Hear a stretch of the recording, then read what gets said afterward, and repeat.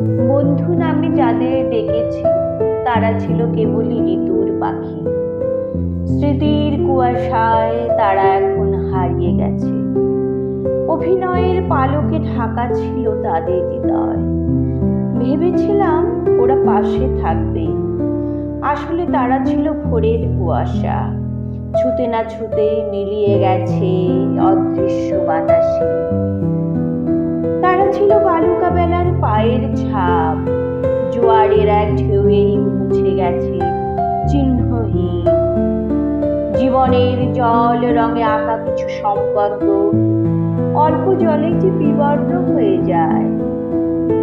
তারা এসেছিল বাসন্তী হাওয়ার মতো, এক মুহূর্তের সুগন্ধে ভরিয়ে দিয়ে চলে গেছে নিরুত্তাপ বিষণ্ণ রূপে।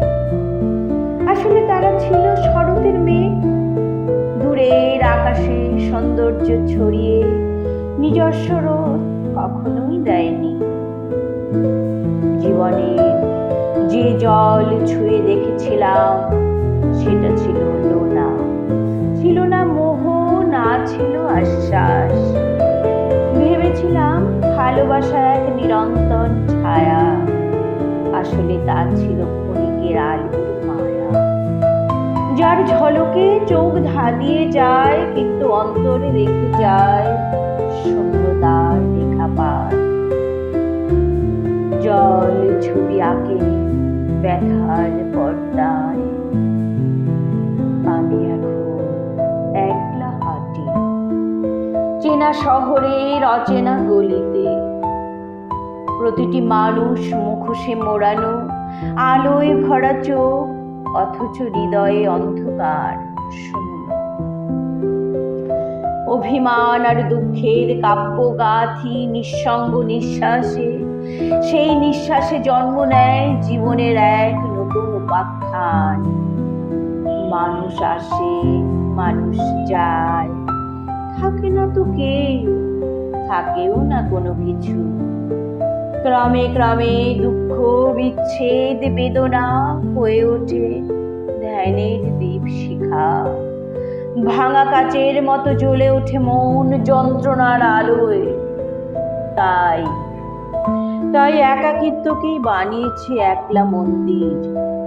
এই শূন্যতার শহরে যখন প্রতিচ্ছবিরাও মুখ ফিরিয়ে নেয়, আমি নিজেকে জড়িয়ে ধরি, নিজের ছায়াতেই খুঁজি আশ্রয়।